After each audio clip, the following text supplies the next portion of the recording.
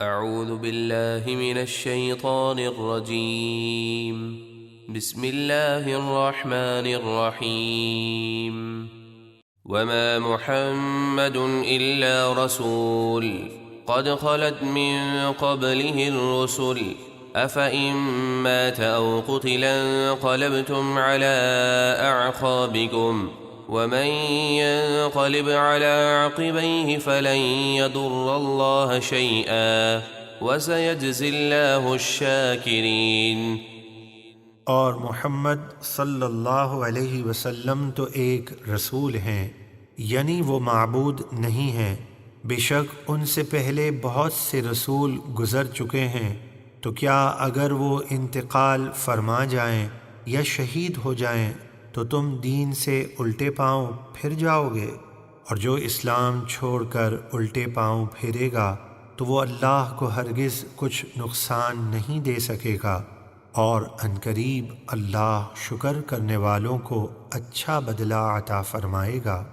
وما كان لنفس أن تموت إلا بإذن الله كتابا مؤجلا ومن يرد ثواب الدنيا نؤته منها ومن يرد ثواب الآخرة نؤته منها وسنجزي الشاكرين۔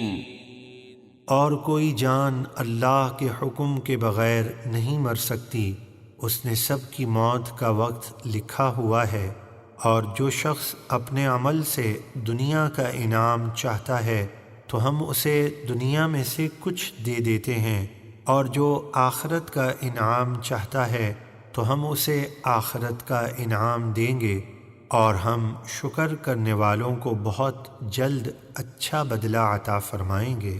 وكأين من نبي قاتل معه ربيون كثير فما وهنوا لما أصابهم في سبيل الله وما ضعفوا وما استكانوا والله يحب الصابرين۔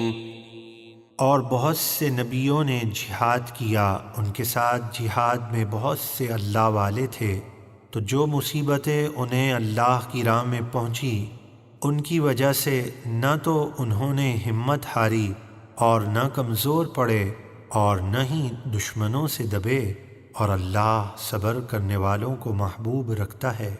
وما كان قولهم إلا أن قالوا ربنا اغفر لنا ذنوبنا وإسرافنا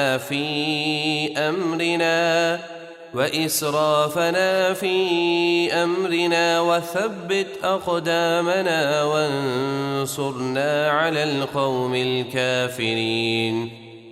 اور وہ دشمن کے مقابل سوائے اس دعا کے اور کچھ نہ کہتے تھے کہ اے ہمارے رب ہمارے گناہ بخش دے، اور ہم نے اپنے کام میں جو زیادتیاں کیں انہیں بھی بخش دے، اور ہمیں ثابت قدم رکھ اور کافروں کے خلاف ہماری مدد فرما۔ فآتاهم الله ثواب الدنيا وحسن ثواب الآخرة والله يحب المحسنين۔ تو اللہ نے انہیں دنیا کا انعام اور آخرت کا حسین ثواب عطا کیا، یعنی دنیا میں فتح و نصرت سے سرفراز کیا، اور آخرت میں جنتی نعمتیں اور اپنی رضا عطا فرمائی، اور نیکی کرنے والے اللہ کو پیارے ہیں۔ صدق اللہ العظیم۔